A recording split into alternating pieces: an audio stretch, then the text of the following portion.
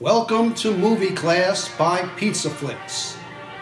Please stay tuned for today's program, but first, some tasty tidbits from your host.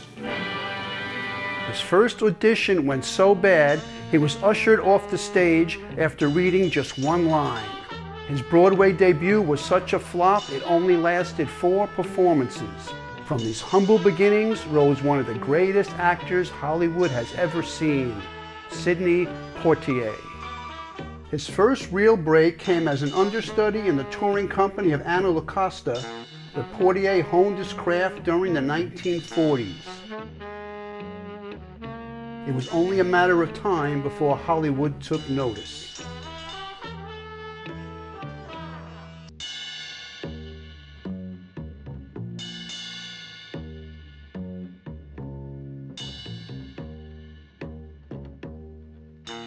For a sizzling performance in Stanley Kramer's The Defiant Ones, Poitier received an Oscar nod for Best Actor. He wasn't the first black actor to be nominated. That distinction went to Dorothy Dandridge for Carmen Jones, but neither took home the gold. And then came a role rejected by his pal Harry Belafonte in Lilies of the Field. On April 13, 1964, at the 36th Academy Awards, Sidney Poitier made Oscar history, winning Best Actor of the Year.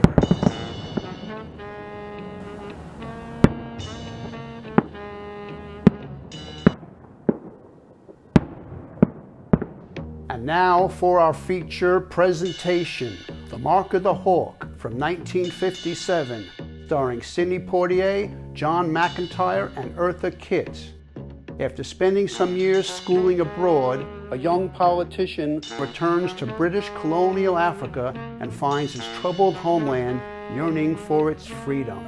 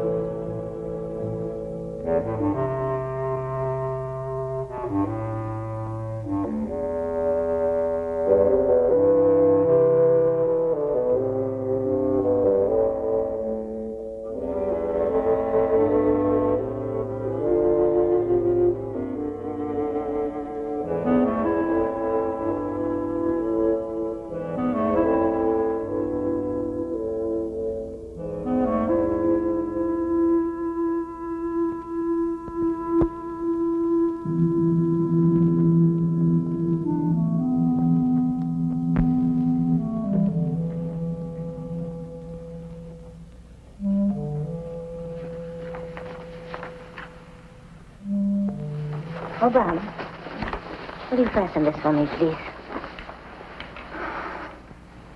They make them so tiny.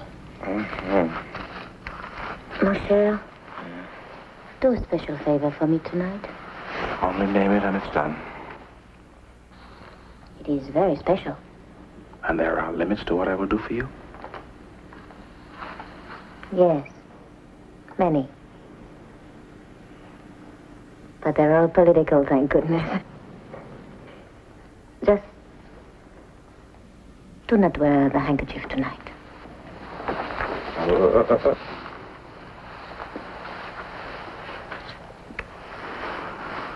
But that's a political matter. You are more than a leader of labor now, my darling. From tonight on, you cannot show partiality. Renee, you are innocent. Who elected me to the Legislative Council? The workers. Therefore, whom do I represent? The workers. And the hawk is their symbol. And who has stolen the symbol to exploit your influence with the workers? The terrorists will stop at nothing, either to win you over or to crucify you. They may woo me, but they won't win me. Promise me that.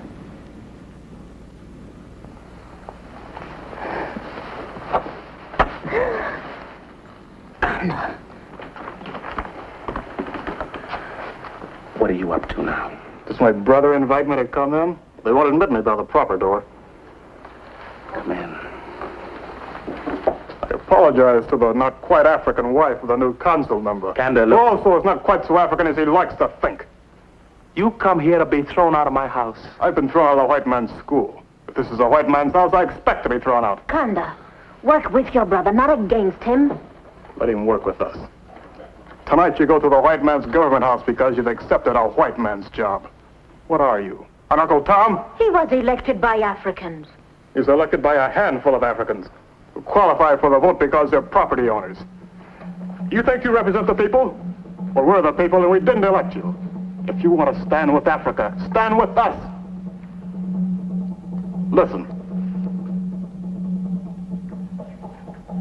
We're meeting again tonight, and I've been asked to bring them your answer. Will you stand with us? Will you fight with us? Get out of my house. Still no answer, my brother. My friends are growing impatient. Don't delay too long. There's very little time. Get out of my house, boy. Very little time.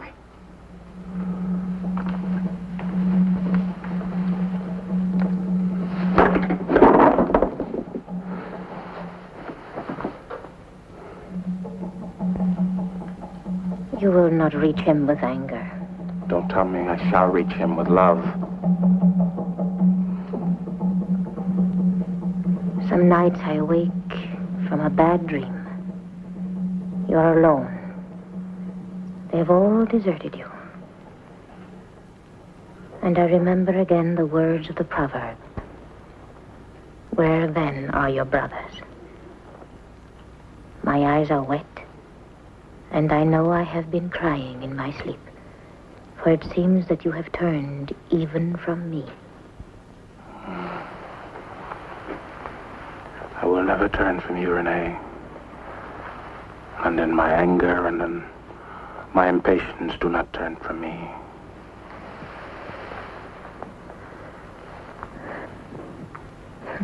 We must go. The governor is always prompt. Renee, I think that this embroidery is a little frivolous for a new council member. No?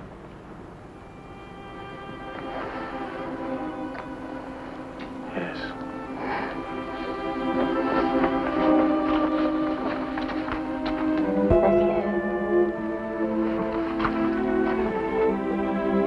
The governor's house. Yes, sir.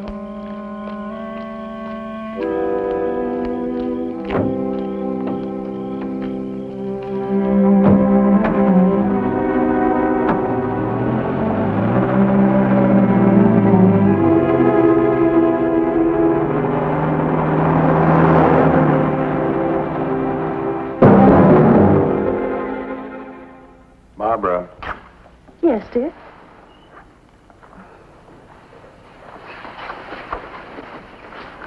I think it has something to do with the shape of my neck. Do you remember Subi? Indeed I do. That was, that must have been 20 years ago. Shanghai. She was embarrassed all one evening because your tie went straight up and down. You were younger then. Went in for bow ties. But you never could tie them. Ah, thank you. You must have a jacket of your own made right away. Not keep putting it off. Yep. Neither a borrower nor a lender be. Uh-oh. Barbara. Bruce. I suppose you didn't bother to try it on. Matter of fact, I didn't. The inspector looked to be about my size. Well, you'll have to wear your white suit. You know, several of the fellows around here wearing I can think of no better way for the newest member of the colony to endear himself than to appear at the governor's reception in pajamas. The night they arrested us, it's kind of fond of that color. Chartreuse, I think. Aqua. Did you lock the back door? No, Bengal will attend to it. Aqua? Oh, I thought. Anyway, the Chinese guards were extremely envious. Bruce, I hope you'll make it a point to speak to Obam tonight. Matthew seems to be quite worried about him. Well, Matthew will be there, too. He'll see that we meet. Well, do I pass? Bruce, do me a favor.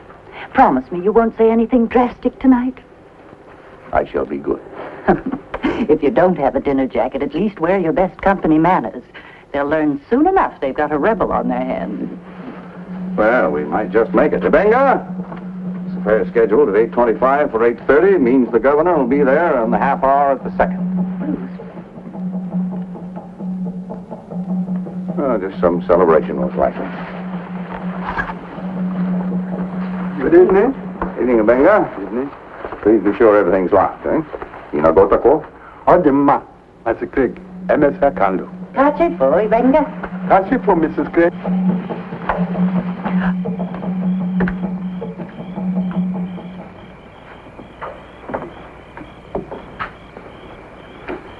Sorry, darling.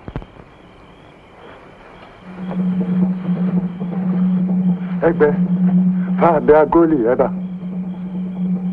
What does it mean, Benga? Oba. The hawk. It is not right. Well, never mind. Get rid of it and say nothing about it, What does it mean, Bruce? I'll find out tonight, if anyone knows. Something that Abenga said. That's it. The name Obam, that's the African word for hawk. So it is. You knew it all along. Now, let's forget about it, Obam, that's why Matthew's so worried about him. Now, we're in no position to make judgments, Barbara. We're newcomers here, remember that? That sounds strange coming from you. Well, I do feel a bit strange in my company manners. May I take them off? I never really expected you to put them on. Thank you, Benga. Good night. Good night, sir.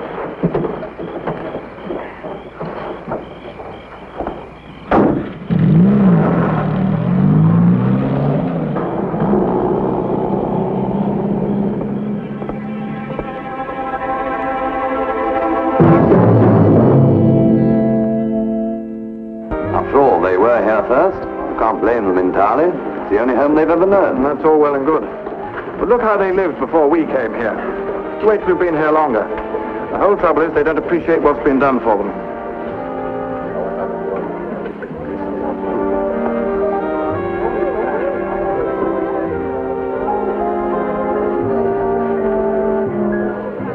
A lot of nerve is being here.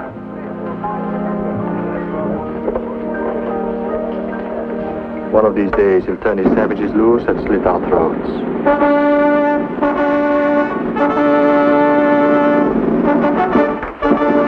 Right on the second. Ladies and gentlemen, it is my pleasure to welcome all of you, and especially our honored guests, the newest members of our Legislative Council. Please.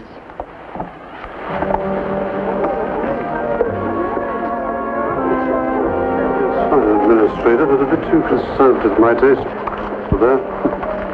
Oh, good evening, Mr. Gregory. Good evening. I say, Gregory, that must be the new American missionary over there. What's his name? Craig. Yes, that's Craig, all right. Pity he didn't have sense enough to stay home. We've got enough do-gooders in this colony. Oh? If Craig and his kind hadn't taught these Africans how to read and put ideas in their heads, we wouldn't be having this trouble. Oh, come over, Gregory. People get ideas one way or another. What do you say, Inspector? I beg your pardon, Tom. What do I say about what? Gregory here thinks it's dangerous to educate the Africans. Much more dangerous not to. But then we don't see eye to eye about several matters. Now, someday you fellas will wake up to the fact. The most dangerous ideas these Africans have, they got from the church. Equality of men before God, brotherhood of races. Rubbish. The church doesn't believe them itself. A man's point of view. Now, look what happened to Orban. He was the pride and joy of the church. And then he got too vocal about some of their pet ideas. And what happened? They kicked him out. Excuse me. I don't think he was impressed, Gregory. It's just that being new to the colony, Your Excellency, I'm apt to be considered an ignoramus. Mr. Craig, human speech can encircle the earth in a few seconds. Yet no one can determine the truth of a political situation only a few hundred yards away. You may speak freely.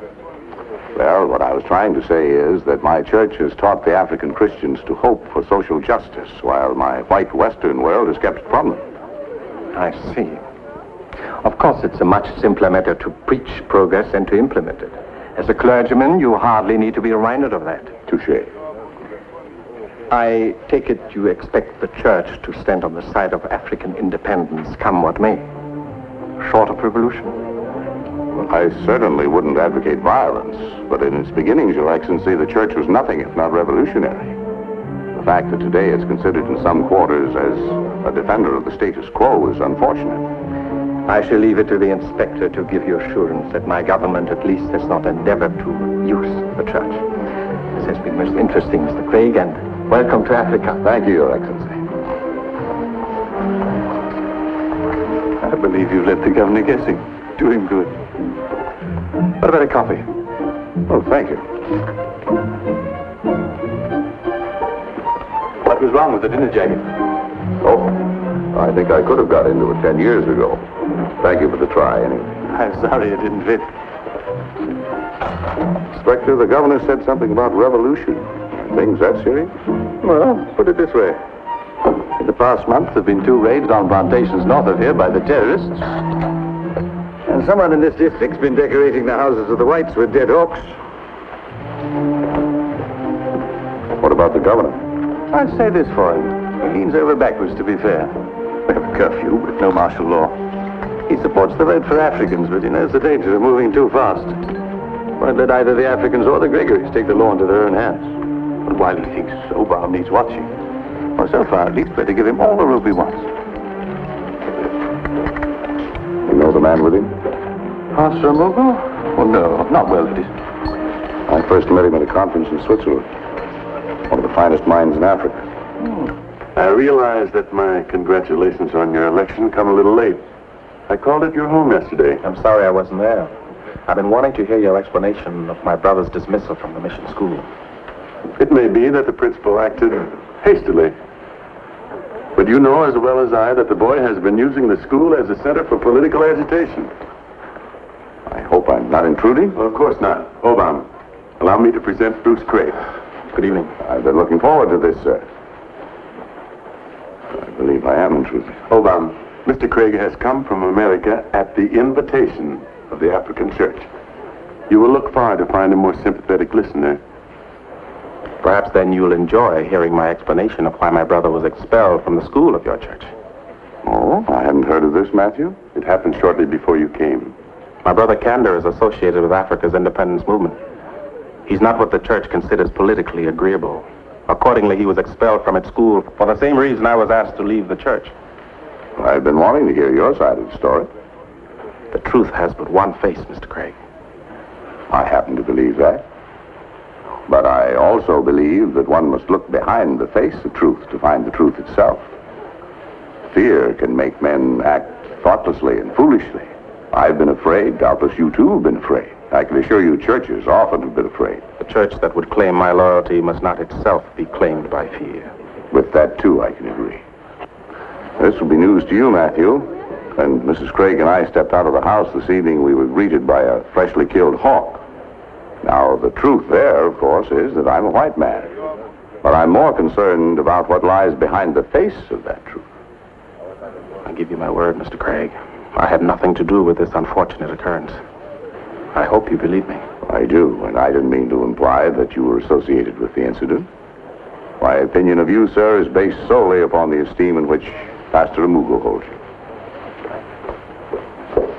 I am sorry to interrupt, but I'm afraid His Excellency would like to see my husband. Mr. Craig, my wife. How do you do? Pleasure. Welcome to Africa. I'm looking forward to meeting Madame Craig. She'll be happy to know that. Obama? Excuse us.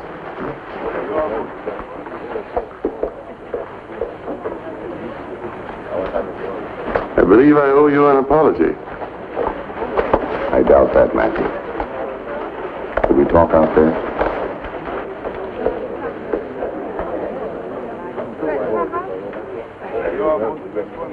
I should have told you about Obam's brother.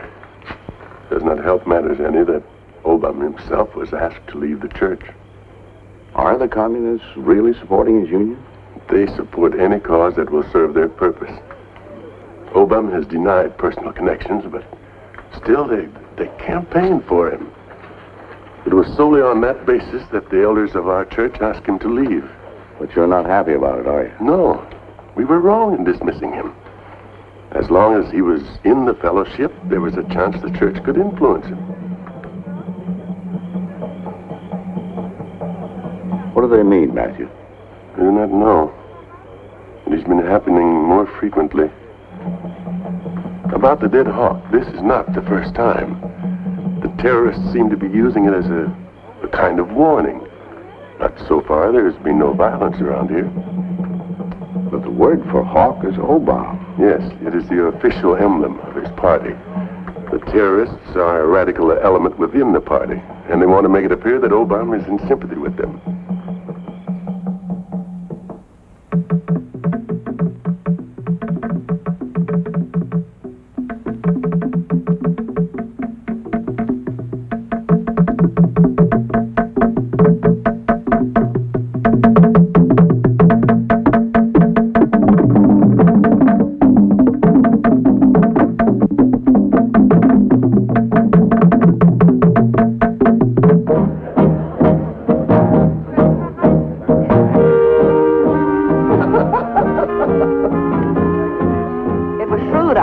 My dear, now that you've seen the inside of Government House, you'll be able to plan the changes you will so surely want to make. I'm certain, Madame Gregory, that no one can grace an occasion such as this more beautifully than does the governor's lady.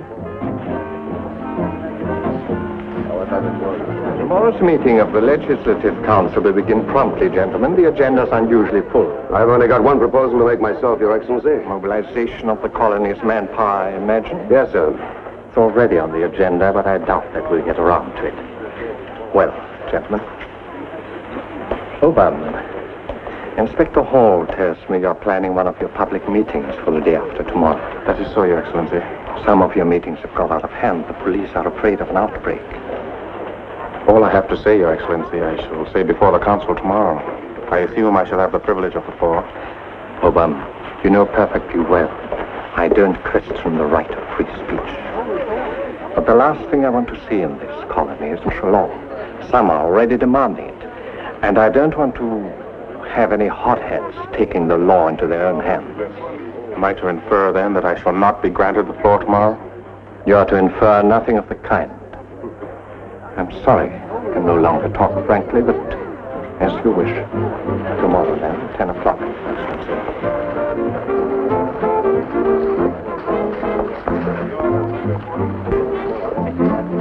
Obama's election to the council is quite an achievement, Renee.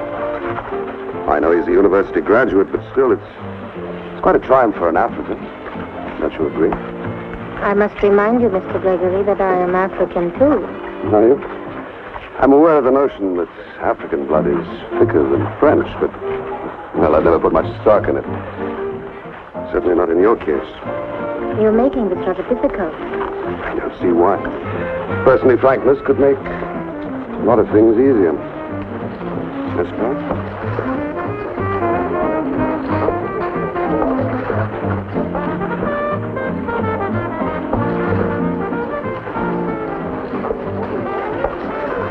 Thank you for the pleasant interlude, Rene. Obama, we were talking about your election. I'm looking forward to hearing what you have to say tomorrow. You'll hear it, Mr. Gregory. And you'll hear it from me, not my wife.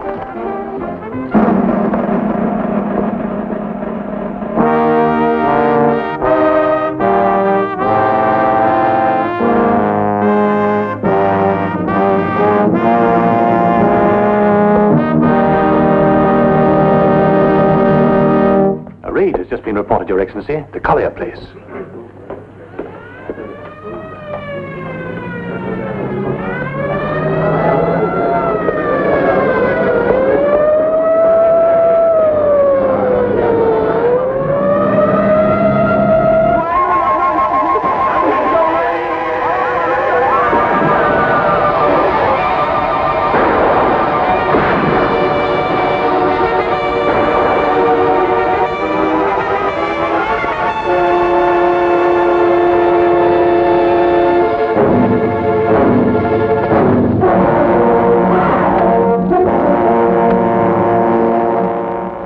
Council must face the fact that lawless violence is no longer an academic matter. Last night's raid on the Collier estate ended in brutal murder. Coming on top of 2 recent acts of terrorism in the north, it compels us to frame a program of immediate action. Your Excellency. Mr. Gregory. You asked for a program of action. Now, if I knew the men responsible for these outbreaks, I'd name them. In that case, our line of action would be perfectly clear. I suggest Your Excellency ask Obama to tell us who they are. I must answer you directly, Mr. Gregory. I do not know. You make that statement in spite of the fact your brother Kanda is identified with radical elements of the progressive movement? I do, Your Excellency. I'm not responsible for the actions of anyone but myself, political or otherwise. What about the actions of your labor unions? Are none of them political? Or do you no longer represent them? I represent them, Mr. Gregory, but I do not compel them. Your Excellency, may I have the floor? You may, sir. Gentlemen, believe me, I do not know the men responsible for these acts of violence. My own effort thus far on behalf of the workers has been a call for political action and not for force. Thus far? When will you turn to force? Let your labor unions renounce the hawk and you'll be more convincing. Mr. Gregory, you are new on this council, but I hardly thought you'd need tutoring in parliamentary conduct. Your Excellency, let the colonial government grant but 3 things, and the teeth will be pulled from the jaws of terrorism. First, broaden the franchise. Second, place this entire legislative council on an elective basis. Third, abolish the curfew, except in localities where flagrant lawlessness has occurred. You asked for a program of action. Here it is. Adopt it, not as a concession, but as a step toward the self-government which will come, which must come to my people. Adopt it, and you will be unable to number your friends, for they will be legion. Reject it, and your government will face a general strike that will paralyze this country. Your Excellency, I resent these strong-arm tactics. And I speak for the majority of this council, and every decent, civilized member of the colony when I say Mr. Gregory, you are out of order. This council will not be used as a sounding board for partisan interests. And that applies equally to every member. Obama, I was not born in Africa, but I've been close to her for over 30 years, longer than the length of your life. And I believe I love Africa as much as you do. Let me remind you, as you nurse your grievances, that we have education, health, and a standard of living that were unknown in this part of the world before we came.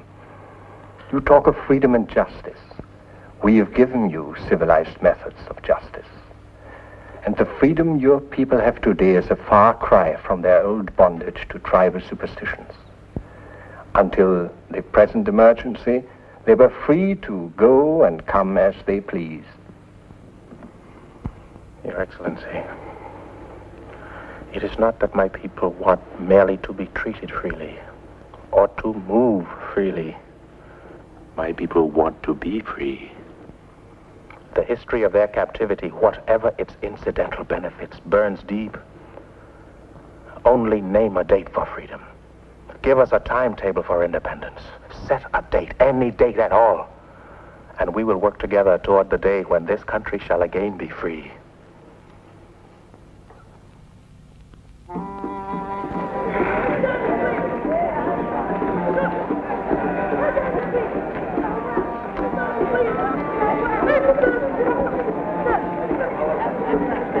Incha. Dalo zo. Dalo sa.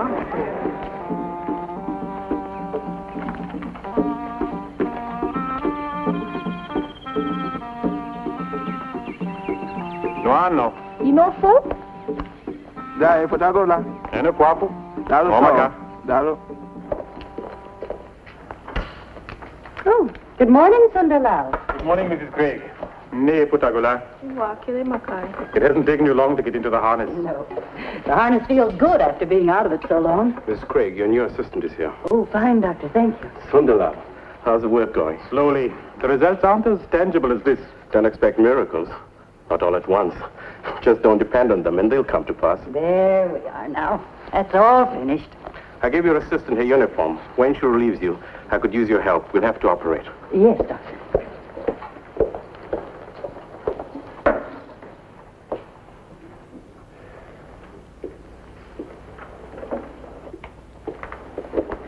Good morning. Morning. We haven't met, but I want to say that I wish your husband well in his new position. Thank you. I'm sorry. This is Sundar Lal from the church in India. He's come at the request of the African church to work with us. Not here at the hospital, I'm sorry to say. I wouldn't be of much use here. I work at the mine, which accounts for the way I'm dressed. I had hoped to see Mr. Craig. He wasn't at the house. He's visiting one or two of the schools. And that usually means he's away for the day. Can it wait? It may be important. Well, I think we can get word to him. Thank you. Goodbye. Bye. Oh, Martha. Rennie, this is Martha Okubu. She'll handle the tricky cases. I shall do the best I can. If you want anything, just call on Martha. Thank you.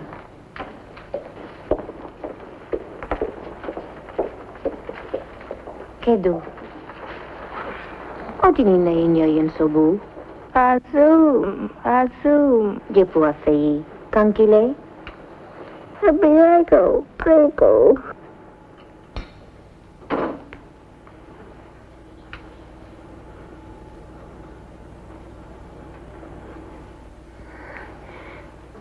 O dirong jorini. Agigay di seike. Bueme kauna. Dalo sa.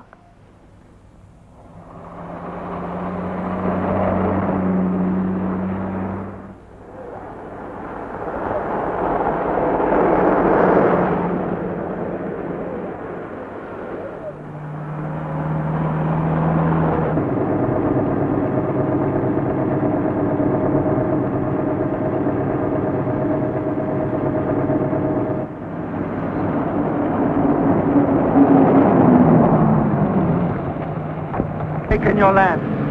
They've taken your wealth. And what have they given you in return? Do you have more land? Those of you who once plowed your own fields now work the land of the white planter. For what? For a white man's salary? Do you have more wealth? Those of you who work in the white man's mines, what is your wealth? Is it the few coins you receive at the end of a week's hard labor? Is this your wealth? If you are Africans, listen to me. If this is your country, listen to me. If this is your land, listen to me. Yesterday I sat on the white man's council. Yesterday I asked for 3 small words. I asked that men be allowed to vote who have no land. I asked that you be allowed to elect the men who govern you. I ask that the curfew be ended so that we may walk in this land of ours at night as free men walk. If these requests had been granted, there would be no need for a general strike. He did not grant those requests. To every one of them, he said no. To you, he said no. No, no. What then shall we think of the white man? Shall we believe that he wants us to have our land? No! No! No! No! Shall we believe when he promises wealth? No! Shall we believe that he intends to set us free? Wait, my friend, wait. You must listen to me. There's another side to this. Drive the white man out! I got your way! I got your way! May I speak to them? Naduna Joe! Naduna Joe! Listen to me, my people. Much of what Obam has told you is true. Some of the white men have taken our land, but others have built our schools. Some have stolen our country's wealth, but others have helped us fight the tsetse fly. They have given us hospitals and healed our bodies.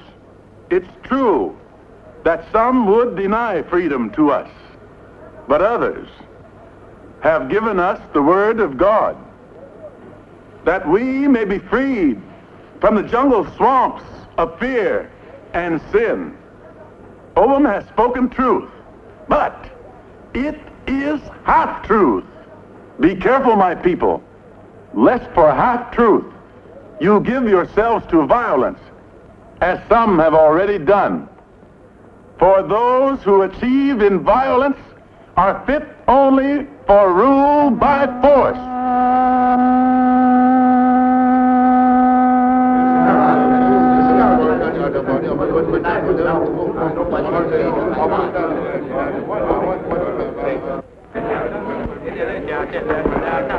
Obam, we must not become the kind of men we condemn. How do we justify ourselves if, hated because we are not white, we return that hatred simply because others are not black? We are working for a better tomorrow than that. Roger! Today, some of our children, many of them, are being trained for that tomorrow. And they are being trained in schools that were founded by white men and are maintained largely by white men. Hello. Where did you get your dreams? Where did you learn to hope? Come with me. I must go to town. Good. It's on your way.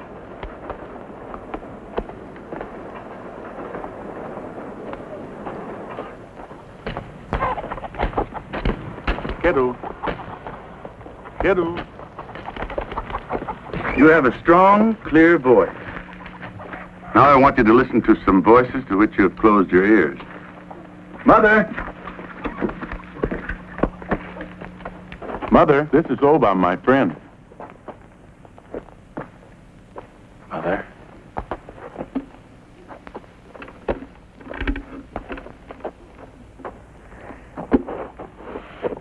It is easy to be impatient, but remember this. When the first missionary came to this part of Africa, my mother was already a young girl. Is it not so, Mother? When the white missionary came, you were standing tall? Look at this picture. What do you see? A cross. What else?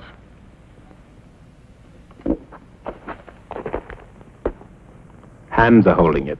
They are lifting it up. Brown, black, yellow, white, the hands of all men. This is a fantasy.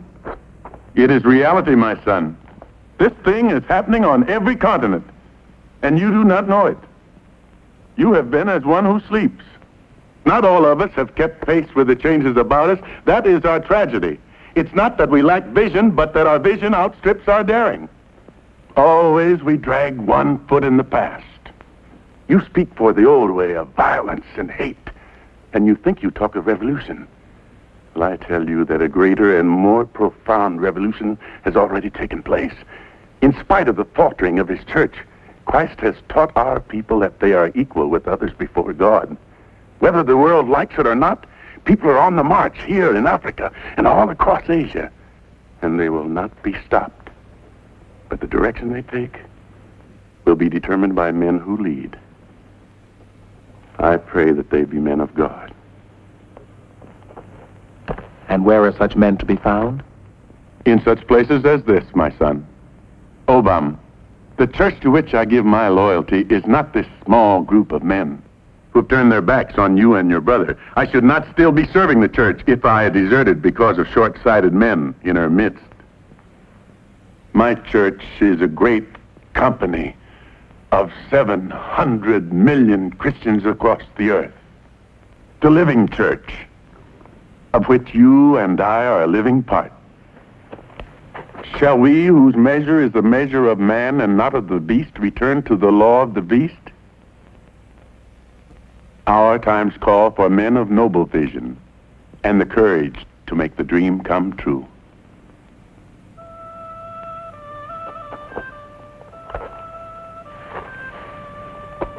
Stay well.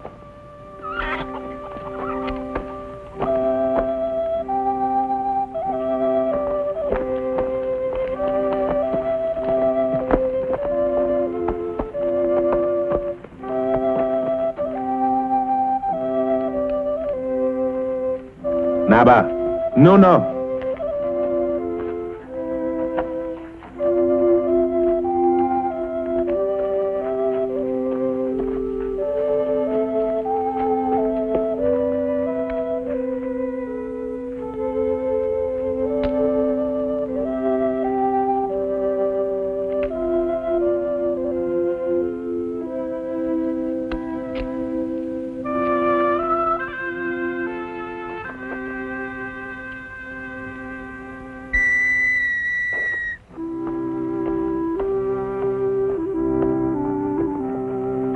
Never.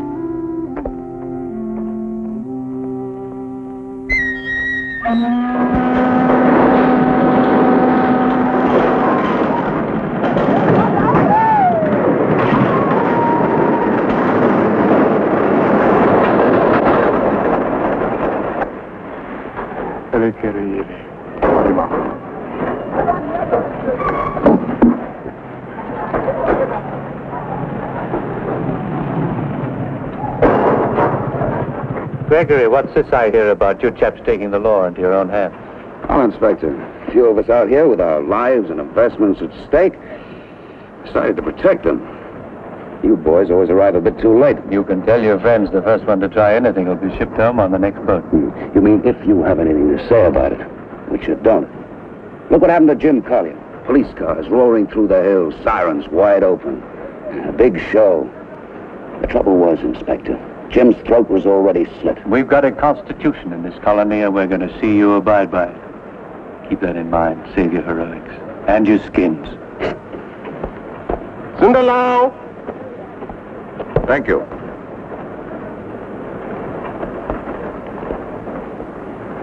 What is it? Barbara sent me the message. Can you get in touch with Obama? Why? I'm afraid there's going to be more trouble. At my place? I don't think so. What do you want me to do? The talk involves Obama, and I'm afraid for him. They are certain he's gone over to the terrorists. I'll have a talk with Obama. When are they planning to do this, Sunderlau? This weekend, perhaps tomorrow night. Arriba.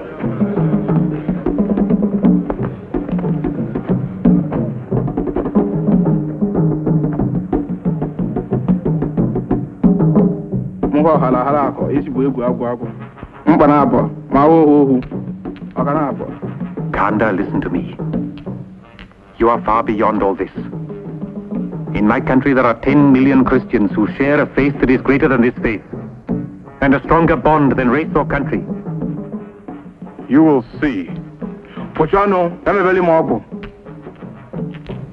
This pattern of superstition and fear belongs to Africa's past. What are you creating for her future? If you ever need help, let me know. I mean it. No matter what the circumstances, please call on me. I want to be your friend. Try me. Try me.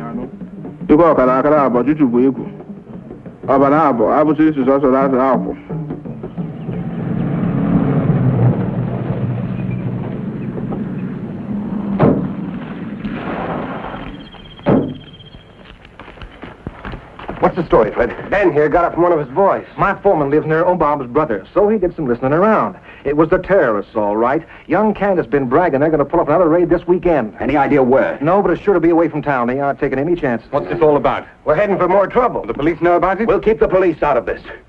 Better check the servants. I did. There's no one around. Think there's a chance you can learn anything more by tomorrow? Just a chance. We'll see what you can do. Fred, get word to some of the others. The rest of you, round up guns, ammunition, and stand by. Taking a lot for granted, aren't you, Steve?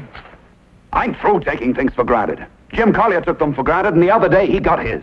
And they hung another hawk last night at Ben's place. I go along with Steve. We got to do what we can. Look, this is a job for the police. Steve, suppose they do pull another raid. What good will personal revenge do except pile vengeance on vengeance and give the poor devils cause for new revenge? You can't break a cycle of injustice that way. College boy. I think you're afraid. Well, maybe we all are. I'm scared and I admit it.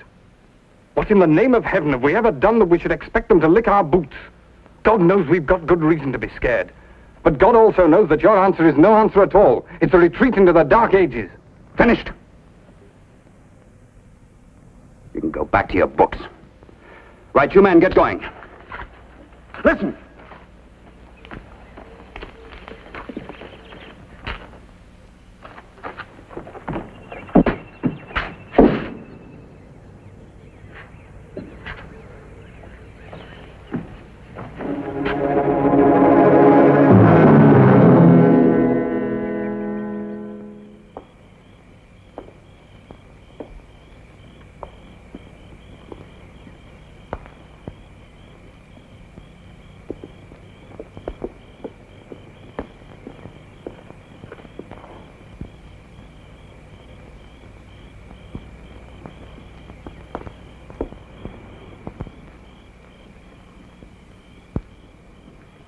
Did you speak at the mine?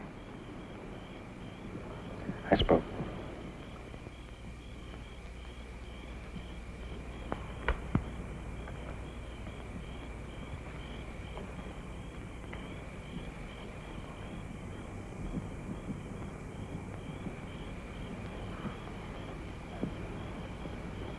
You are most alone, my darling, when you're troubled.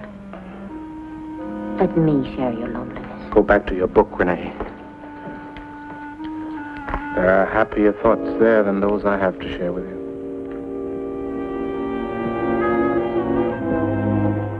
Then I have been reading the wrong book. Diagnosis and treatment of the tropical diseases of the eye.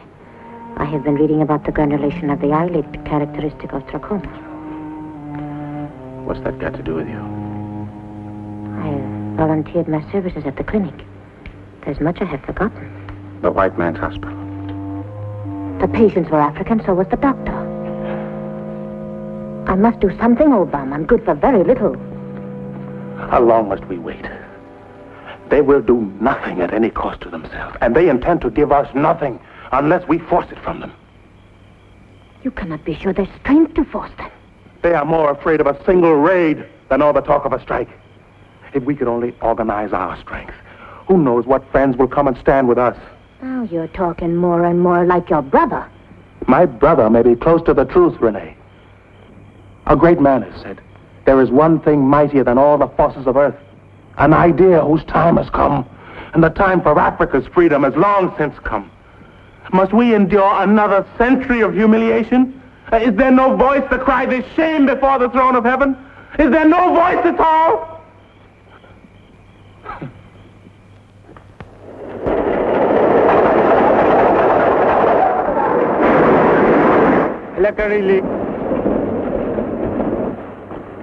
Lubano, Ngwa.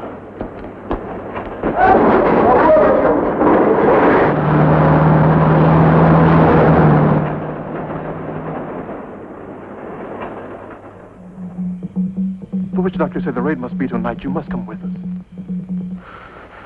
You're wrong. All of you.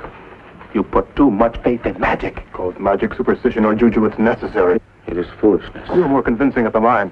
You were beginning to sound like an African again. An African, yes, but not a bush African. You've attended too many schools and sat at too many conference tables. The foreigners are stupid. They taught me just enough to know that they're my enemy. But they couldn't make me forget Africa. Do you know that you need an army? An army to drive them out. Not the mumbo-jumbo of a witch doctor. You'll have an army in time, but you won't have a good one without juju. Everything else has failed you. So revive in our people their ancient faith. Give them back their tribal religions, and nothing will stop them. All we're waiting for is a leader. Come with us tonight, and our country can be reborn. Go, I'll join you later. Don't disappoint us again, my brother.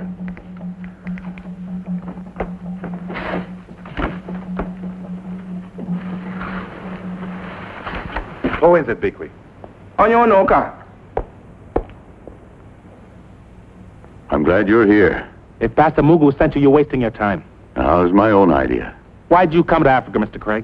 They didn't want you in China, and you're not welcome here. Obama, the word's around there'll be violence tonight. What's violence got to do with me? That's exactly the question I came here to ask you.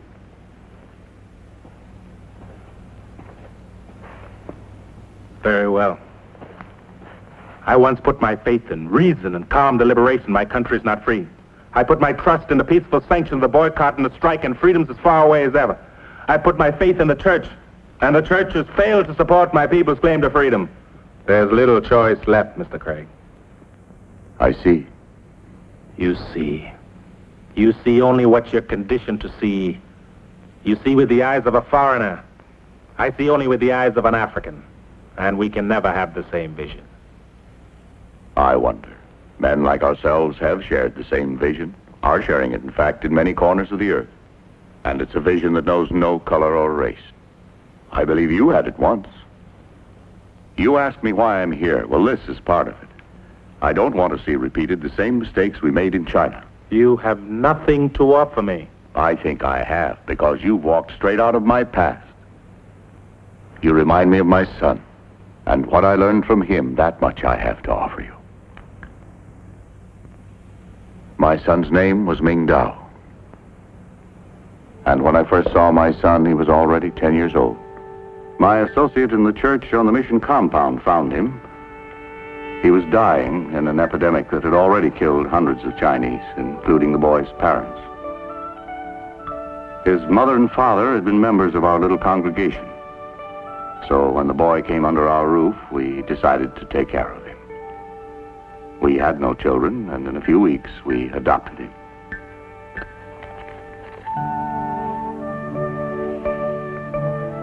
Ming Dao accepted me readily as a father, and I loved him as my own son. Ming Dao grew up in the mission church, but it was never really his church. Dr. Lin knew what was happening long before I did.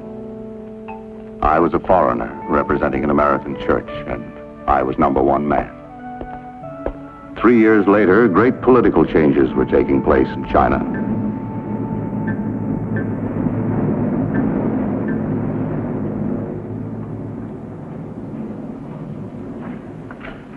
More of the leaflets. What does this mean, Father? The new day has come. China for the Chinese. The foreigners must go home. Why, Father? You're a foreigner, aren't you? Let me see it, son. In the weeks that followed, the people were torn between their old loyalties and the bright promises of the new prophets. Woman, 怎么也不能挂带，就是共产党来了的话，就是他们。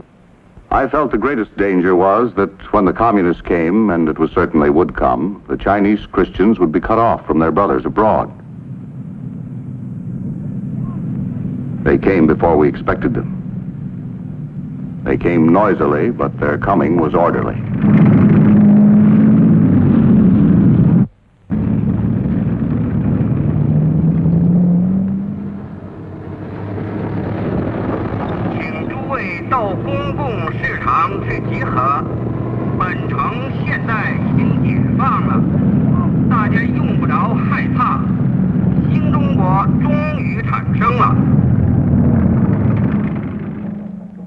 Changes were made gradually at first, then the new regime took over with a vengeance.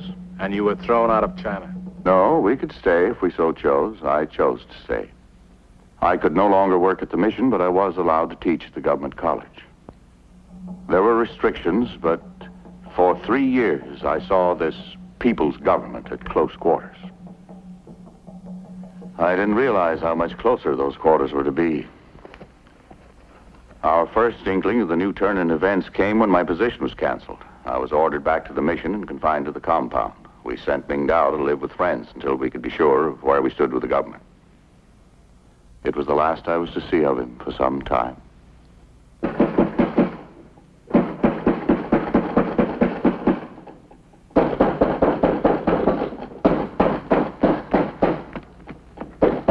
Yes, who is it? The police! Open up! Barbara, get dressed. John, Do not make a disturbance, Mr. Craig. You are under arrest. Pancho! You won't need those. Quiet! Stay where you are! Bruce! You, Mrs. Craig, remain silent. Let that do. Is Mrs. Craig under arrest, too? Certainly. Try not to worry, Barbara. I'll be in touch with you. If you just let me get properly dressed. That will be taken care of. Let us go. John, when we've gone, please get word to Ming Dao. That will be quite impossible. Let us go. How? You will answer, are you? I doubt if there's enough light in here for a good picture. We do not need your advice.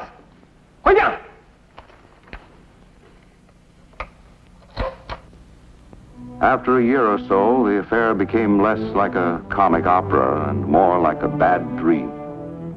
A dream you can't awake from. I was completely cut off from the outside. I didn't know at the time that others were undergoing similar treatment. A daily minimum of exercise and food. Whatever sleep one could manage under the circumstances. There were endless nights of questionings. My first examination lasted for 40 nights. And some nights I was questioned 2 or 3 times for hours at a stretch. Listen carefully, please. You will write everything you remember about your colleague, Dr. John Maitland. Every conversation you have had, everything you knew or heard others say about him. In particular, recall the details of his proposal for a 2-way radio and your subsequent contacts with the American consulate in Hong Kong, and your activities in that connection for the FBI. The FBI? How many times must I repeat, sir? I came to China solely in behalf of my church. Mr. Craig, we feel you're being exceptionally cooperative. But now you're suffering from fatigue.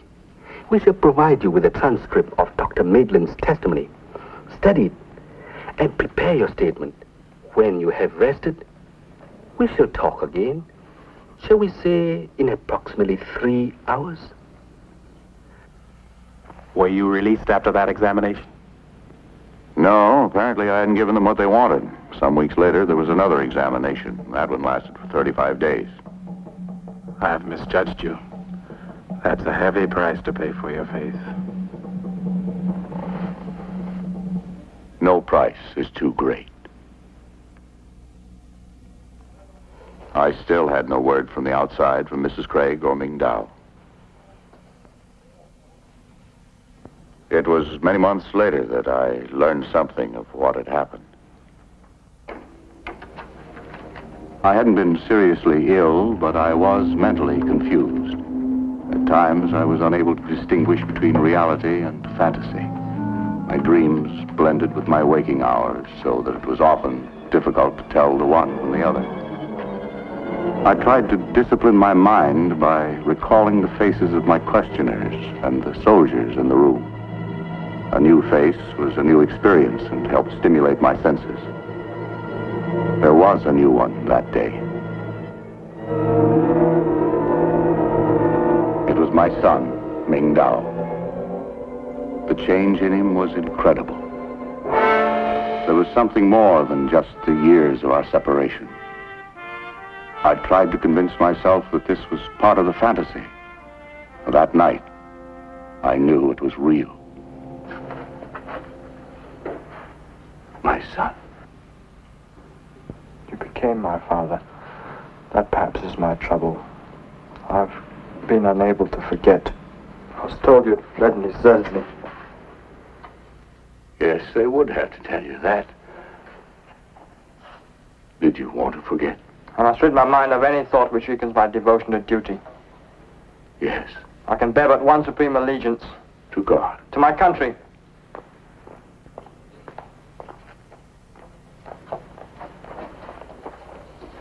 You must confess. The judges are impatient. Will you confess? No. Why? Why will you not confess? Because, my son, the charges are not the truth. What do the details matter? Of course they're not all true. Even in this matter of the wireless, I know the testimony is false. But there is truth in some of the charges.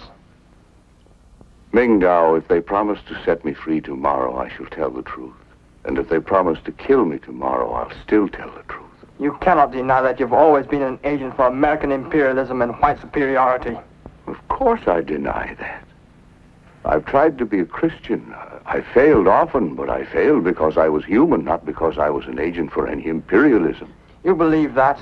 You do not know that you've never prayed a prayer or preached a sermon, or greeted a Chinese friend except from a mountain of implied superiority? Always you and your white brothers have come to China to speak of a God and Savior whose face was white. Mingdao God knows no color, neither does his church. What's happened, my son? Who's taught you this? Together with the people of our village, you built a church, in whom was eagle title vested. Funds were received and collections taken. Who administered the money? Appointments were made to places of authority in the church. Who made them? You called in a Chinese home. Who occupied the seat of honor, and why? Because you were a finer, better man than the Chinese guest who was also there? No, because you have a white face, the gift of a white God. My son, I failed you. But remember, Christ has not failed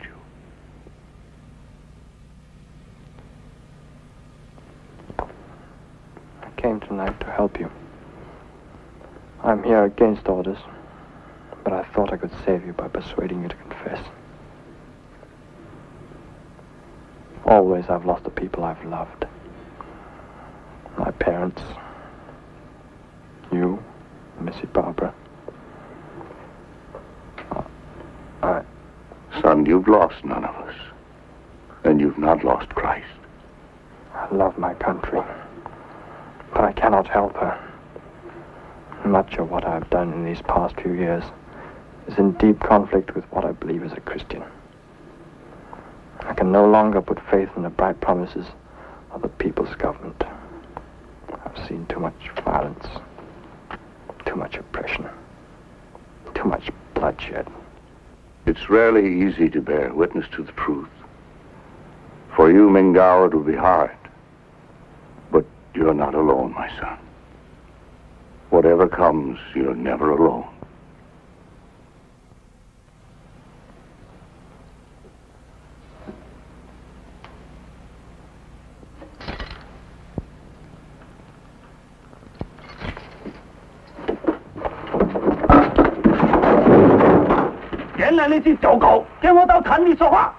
Mingdao, we are more than conquerors. Through him that loved us. 原来你是走狗，跟我到坛里说话，出嘴，带下去。你要命不要？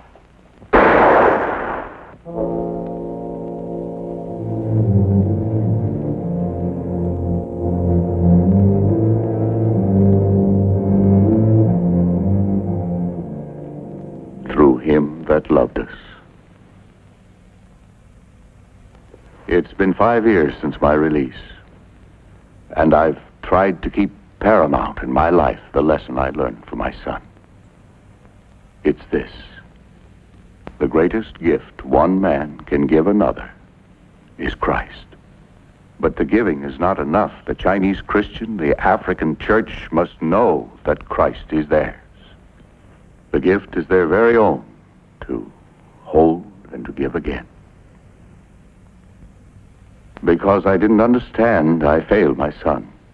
By God's grace, I'll not fail you.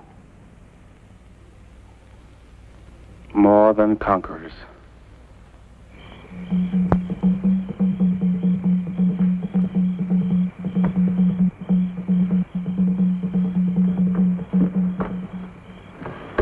Bah. Thank God you did not go. Renee, I'm no longer alone. Oh, Bob!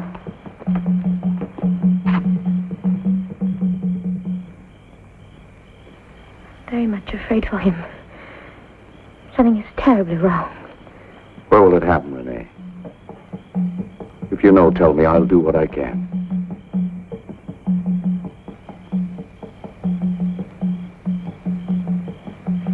They've gone to the Blaisdell plantation. It is too late.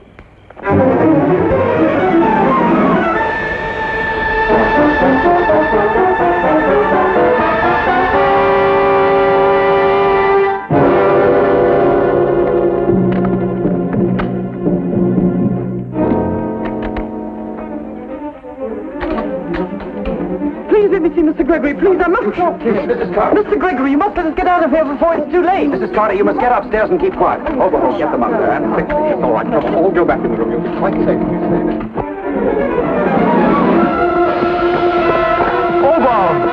I told them you'd come. You fools! Do you know what you're doing? Get out of here before it's too late. What are you talking about? Kanda, take me to your leader. He must stop them. Don't listen to him. Kanda! This man is not our friend. He has betrayed us. He is no longer my brother, Obam. Kanda! Wait! Here's a spare for you, Ben. Okay, Steve. Jeff, you load for him. Right. Now remember, the second I throw the switch and the floodlights go on, let them have it. George, get upstairs, cover the balcony. Right, Steve. Look, Steve, the women are terribly frightened. You should have sent them into town. So the Wogs can call it off and come back some other night when we're not so lucky to know about it? How about the servants? They've all run away. I think you're dead wrong, Steve. What would you do about it? Maybe 50, 100 bloodthirsty Africans out there, ready to sack this place. Exactly what would you do? You should have notified the police. There may still be time. Any other suggestions, Overholt? Preacher, get away from that door.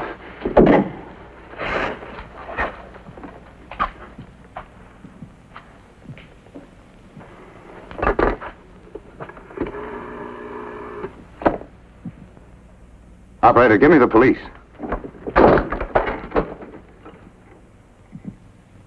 Steve, you won't solve anything by taking the law into your own hands. You're deliberately baiting the Africans. This is a vicious trap.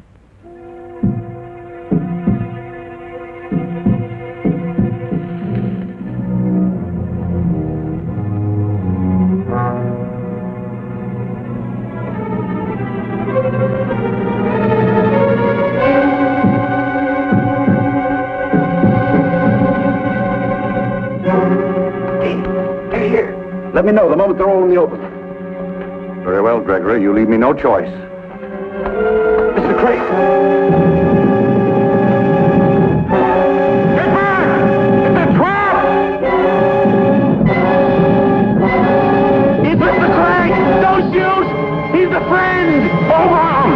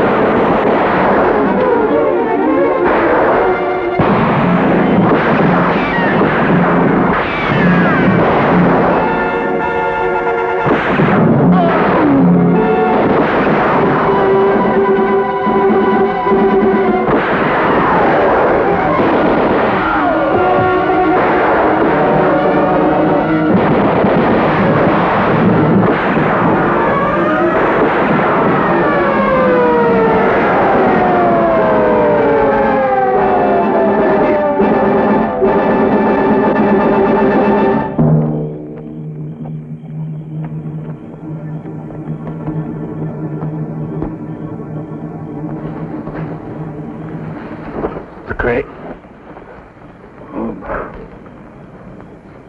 Through him that loved.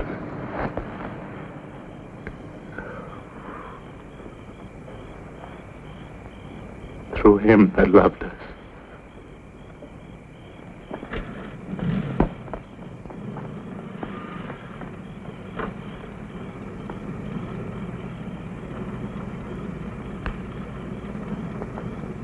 Double the guard on him.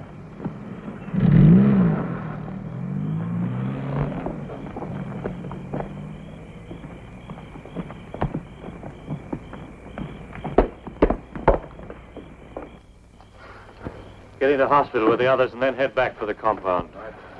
Oh, that's taught the devils a lesson they won't forget. Just a little bit too late again, Inspector. Go away, Gregory. You've done enough damage for one night. I don't think I like that remark, Inspector. No, I don't suppose you do. How do you like that?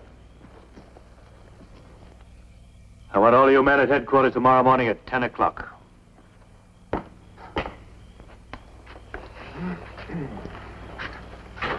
Why don't you learn to use one of these things?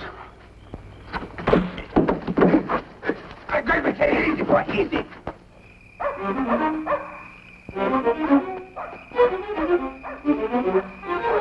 No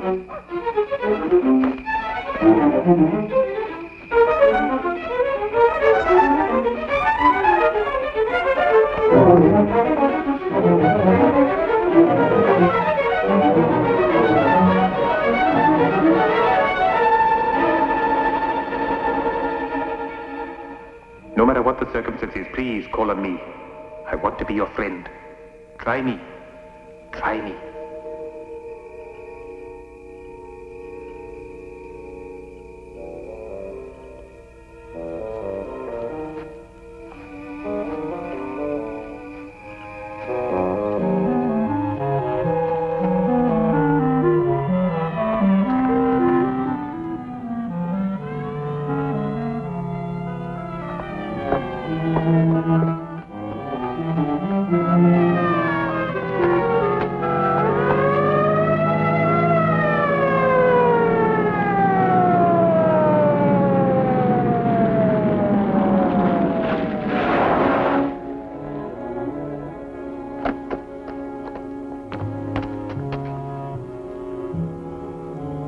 Odema.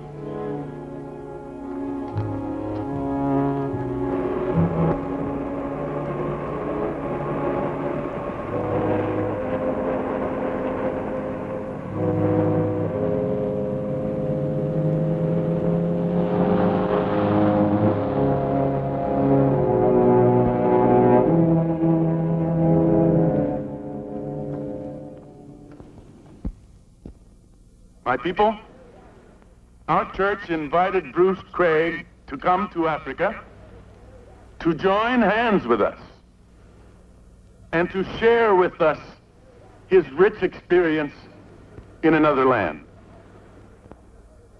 Now, we have killed him. Yes, we have taken his life. Our impatience, our hatred, and our blind, unreasoning prejudice have killed him. Is the cause for which he lived also dead?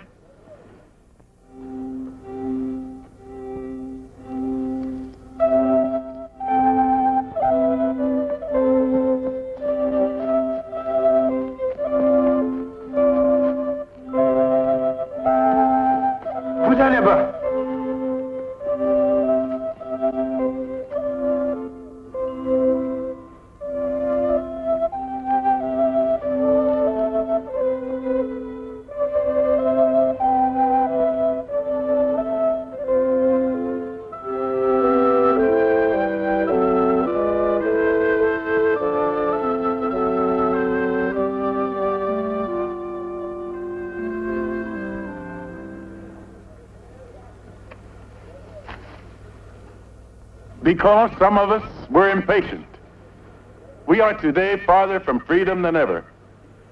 Because certain lawless men permitted prejudice to blind them, this country stands on the brink of riot and unrest. Our country cannot be made free by hatred and bloodshed. We shall only become slaves to hatred, our own and the hatred of others. We know we must have freedom. And when we take this great desire of ours to Jesus, and we ask him, is this desire good? We hear him answer, yes, my children, it is good. One day freedom may come to this land, but it will not come easily. Our malice and our sin have already cost us dearly. Jesus Christ, in his own sacrifice, has shown us the way.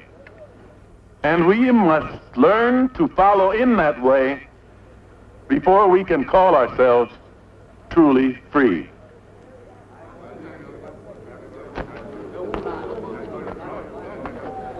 Obama! Obama!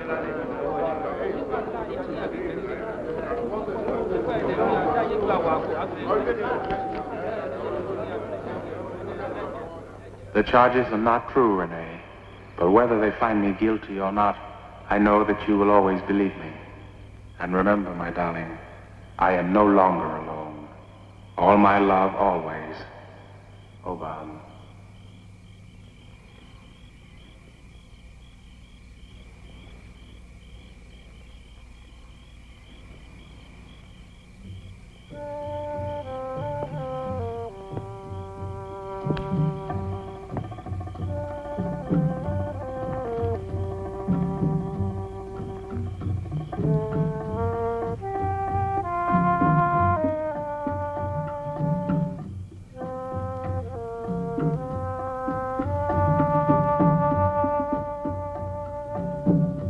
This man is mine,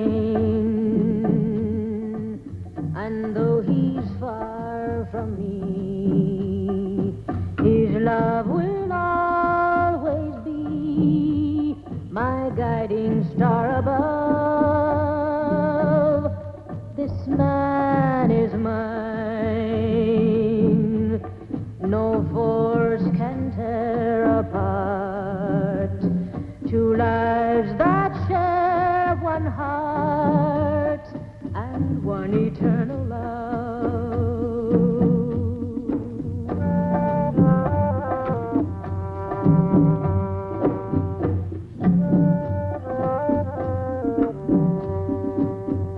I can hear his heartbeat say, where you stay, I will stay. And my heartbeat answers low, where you go, I will go.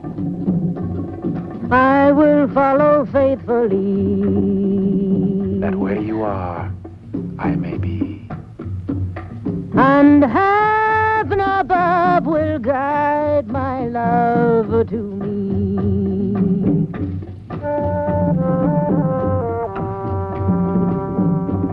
Our hands will meet, and in his eyes will shine my secret dreams, and I will know this man is mine.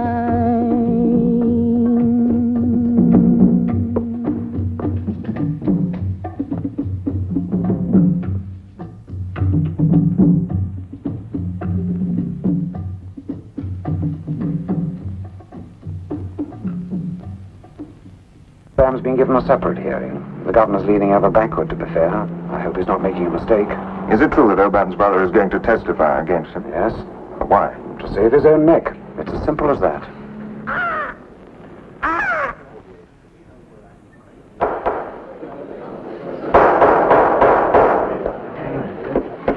The court wishes to remind the prosecutor that this is not a trial. We are here to determine whether there is any just cause in bringing a formal charge against the accused. That is our sole purpose, and the court cannot permit any action designed to prejudice the case of the defendant. The prosecutor will accordingly refrain from further leading of the witness. He may proceed with his questioning. Now, Inspector, permit me to summarize your testimony. The court will correct me if I'm in error. You arrived at the house on the Blaisdell plantation shortly after 10 o'clock last Friday evening, accompanied by a number of the police. At the time of your arrival, there was intensive firing which originated from several parts of the house and was directed toward a large number of armed African men. These men were trespassing, apparently trespassing, on the Blaisdell property, with many of them endeavoring to escape. Further, you have testified that two of the police apprehended the defendant at the scene and you ordered him taken in custody. Now, Inspector, in the light of the facts to which you have testified, can you tell the court whether the defendant was a party to the act of violence as charged? No, I cannot. No further questions.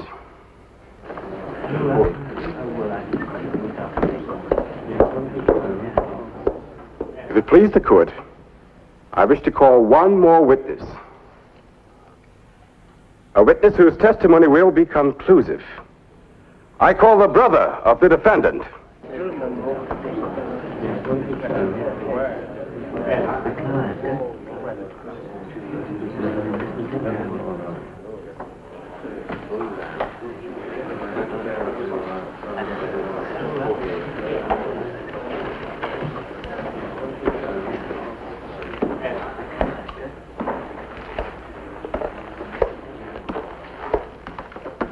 I swear by Almighty God that the evidence I shall give to the court shall be the truth, the whole truth and nothing but the truth.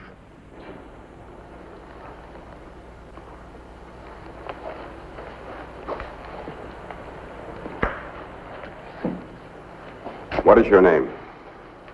Kanda, son of Elo. Do you know this man? Yes. Tell the court the relationship between you and the defendant. He was my brother. Is he not still your brother? Yes. Yes. Now tell the court where you were last Friday evening at 10 o'clock. I was with my friends. And how were you and your friends dressed? In ordinary clothes. Do you recognize this emblem? Yes. Tell the court what the emblem represents. A hawk. What is your brother's name? Obam. Were you and your friends on the evening we are talking about wearing emblems similar to this? We were all wearing them. Tell the court where you and your friends were last Friday evening at approximately 10 o'clock. The name of the place. We were on the Blaisdell estate. And what was your intent and that of your friends? Tell the court the truth. We planned to kill the white residents and burn the buildings. Now, is it true that prior to that evening, you had stated publicly that your brother was capable of organizing the workers of this district into an army? Answer yes or no. Yes. And is it also true that you had declared your brother was at the head of a nationalist movement committed to violence? I believe that.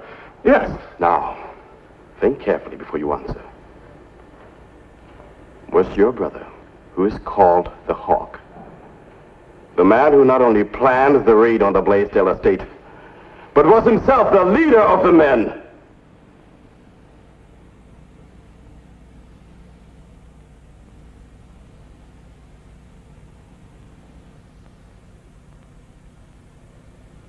No. My brother had nothing to do with it. I was mistaken. He has never been one of us. He came to the Blaisdell estate because he is my brother.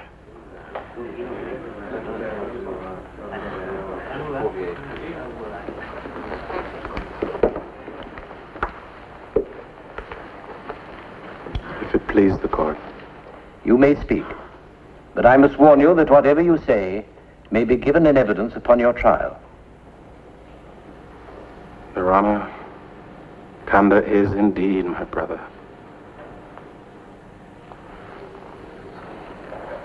And I know now that Bruce Craig was my brother too. Had I learned this earlier, Bruce Craig would be alive today.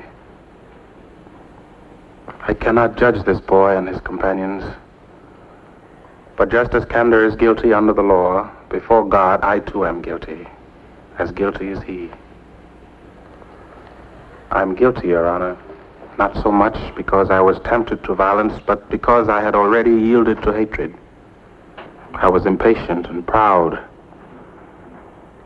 shouting when I should have reasoned, making threats when I should have sought understanding. I wanted freedom for my people. I gave them only the desire to destroy. I have failed my brother by being less than a man I would like him to be. But there are others I have failed. A company of Christians in whose fellowship I once found a place. Matthew Amugu belongs to that company. So does Sunda Lowell, and Inspector Hall, and Mrs. Bruce Craig, and countless numbers whom I will never meet or know. God grant that I will work with them toward our country's freedom in love and understanding. It is possible for a man to walk as a stranger in this land, alone, and the African will ask of such a man, "Where then are your brothers?" They will not ask this of me again, for I am no longer alone.